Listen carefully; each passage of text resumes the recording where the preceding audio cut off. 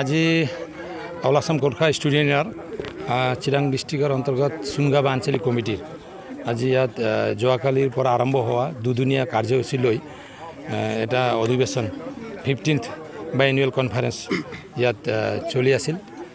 সেই কনফাৰেন্সত আজি মুকলি সভা অপেন সেশ্যন তাত মোক বিশেষকৈ অতিথি ৰূপে তেখেতসকলে নিমন্ত্ৰণ জনাইছিল।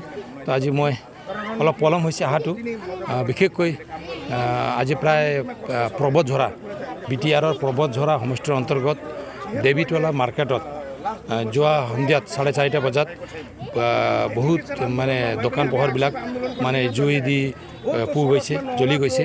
তো আমাৰ চৰকাৰৰ চিফ ডাঙৰীয়াই প্ৰমোদ বড়ো ডাঙৰীয়াই যোৱাকালি মোক তাতে আজি ভিজিট কৰিবৰ কাৰণে যাবলৈ কৈছিল। আমাৰ BTRৰ এজন EM তেখেত অৰূপ দে আৰু মই তাতে গৈ মানে খবৰবিলাক ল'লোঁ। তো ইয়াত এই প্ৰগ্ৰাম থকাৰ কাৰণে আজি ইয়াত উপস্থিত হোৱাত অলপ পলম হৈ গ'ল। তো আজি ভাল লাগিল। আমাৰ গোৰ্খা জাতীয় সংগঠনৰ এটাই মাত্ৰ ছাত্ৰ সংগঠন যিটো all Assam Gorkha student union, তো এই ষ্টুডেণ্ট ইউনিয়নৰ আজি এটা সুন্দৰ প্ৰগ্ৰাম ইয়াত সমাপন হৈছে। তো আমি ভাবোঁ বিশেষকৈ গোৰ্খা জাতিৰ মানে ভৱিষ্যত নিৰ্মাণৰ ক্ষেত্ৰত এই অসম ভূমিত তথা BTRত সকলো গোৰ্খা জাতীয় সংগঠন তথা গোৰ্খাৰ বুদ্ধিজীৱীসকল, নেতাসকল, কৰ্মকৰ্তাসকল একত্ৰিতভাৱে আগবাঢ়িব লাগিব, এইটো মই আহ্বান জনাইছোঁ। আজি ছাৰ, আজি BTR অঞ্চলৰ গোৰ্খাবিলাকৰ কাৰণে ট্ৰাইবেল বেল্ট এণ্ড ব্লকটো দিয়া হৈছে। এইটো আগতে মই কৈছোঁ, তাৰমানে বেল্ট এণ্ড ব্লকত দিয়া নহয়, এইটো আগতে এইটো এইটো যেতিয়া হাগ্ৰামা চৰকাৰ আছিলে 17 বছৰ, এইটো কিহৰ কাৰণে হোৱা নাছিলে ছাৰ?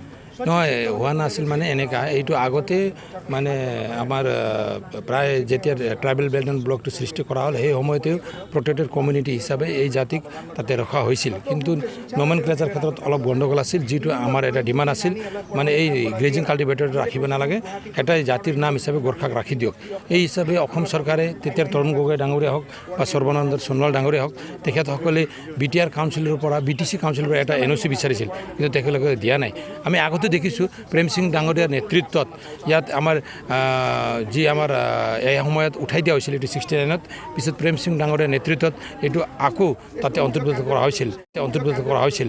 এনেকৈ এইবাৰ কিন্তু যোৱা 17 বছৰত চৰকাৰে একো কৰা নাই। কিন্তু এইবাৰ প্ৰমোদ বড়ো ডাঙৰীয়াই গোৰ্খাসকলৰ বিশেষকৈ এটা নিপীড়িত শোষিত জাতি একেলগে উঠা বসা কৰা, একেলগে বড়ো গোৰ্খা একেলগে থাকি কাম কৰি অহা এই জাতি জনগোষ্ঠীকো আমাৰ মানে ইয়াৰ অধিকাৰ বা তেওঁলোকৰ ভৱিষ্যত সুৰক্ষিত কৰিব লাগিব বুলি তেওঁ যি চিন্তা কৰিল, এই চিন্তা কৰাৰ পিছত তেখেতে অসম চৰকাৰৰ লগত লাগি এই মানে বেল্ট এণ্ড ব্লকৰ ক্ষেত্ৰত বৰ্তমান অসমৰ মুখ্যমন্ত্ৰী ডাঙৰীয়াক তেখেতেও এটা ৰিকুৱেষ্ট কৰিছে। এই ৰিকুৱেষ্ট কৰাৰ ফলত মানে আমাক বিশেষকৈ প্ৰটেক্টেড কমিউনিটি হিচাপে নমেনক্লেচাৰ ক্ষেত্ৰত এটাই নামটো ৰখা হৈছে, এইটো হ'ল গোৰ্খা। এইটো এনেকৈ অহা ইলেকশ্যনটো এতিয়া আমাৰ হাতত 4টা ইলেকশ্যন আছে। উপ নিৰ্বাচন অসমত 6টা হ'ব, তাৰ ভিতৰত BTR কাউন্সিলৰ 2টা, আমাৰ তামোলপুৰ আৰু গোছেগাঁও। তামোলপুৰ আৰু গোছেগাঁও বিধানসভা সমষ্টিত আজি BJPয়ে প্ৰাৰ্থী নিদিব, তাতে UPPL দলক তেওঁলোকে ইয়াত মানে এৰি দিছে। তো আমি ভাবোঁ আমাৰ চৰকাৰ BTRত প্ৰমোদ বড়ো চৰকাৰ বিভিন্ন আঁচনি লৈ পৰিৱৰ্তনটো ঢৌ লৈ বিভিন্ন BTRত বসবাস কৰা 32 লাখ মানুহ আৰু 23টা জাতি জনগোষ্ঠীক একেলগে লৈ যাবলৈ তেওঁ যেনেকৈ চিন্তা চৰ্চা কৰিছে, এই ক্ষেত্ৰত মানে এই তামোলপুৰ আৰু গোছেগাঁও সমষ্টিৰ পৰা যিজন প্ৰাৰ্থীক আমি দিম, তাতে প্ৰাৰ্থিত্ব প্ৰদান কৰিম, এই প্ৰাৰ্থীয়ে নিশ্চয় বিপুল ভোটত জয়যুক্ত হ'ব বুলি আমি আশা কৰিছোঁ। এতিয়া বিশেষকৈ আমাৰ বৰ্ডাৰ এৰিয়াত পানীৰ সকলোতকৈ অসুবিধা। তো পানীৰ ক্ষেত্ৰত এইটো BTR ৰেকৰ্ডতে আছে। BTR ৰেকৰ্ডত বৰ্ডাৰ এলেকাত যি মানে এই পাব্লিক হেল্থ ডিপাৰ্টমেণ্টক লৈ ইয়াত বৰ্ডাৰ এৰিয়াত পানীৰ যি অসুবিধা আছে এইটো দূৰ কৰিব লাগিব। আৰু এইটো অসম চৰকাৰ, ভাৰত চৰকাৰৰ যি JJM আঁচনি আছে, ঘৰ ঘৰ জল নহয়, এই আঁচনিৰ জৰিয়ে প্ৰায় এই ক্ষেত্ৰত বহুত মানে সুবিধা ৰাইজে পাই আছে।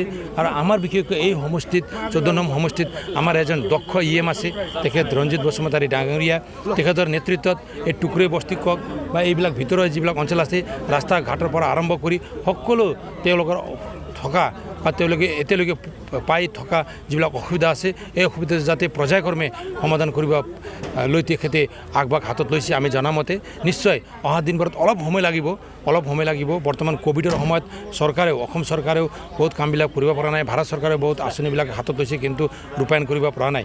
অহা দিনত নিশ্চয় BTR কাউন্সিলে এইবিলাক যিবিলাক মানে সমস্যাবিলাক আছে, এই সমস্যাবিলাক মানে সমাধান কৰিবলৈ চেষ্টা কৰিব।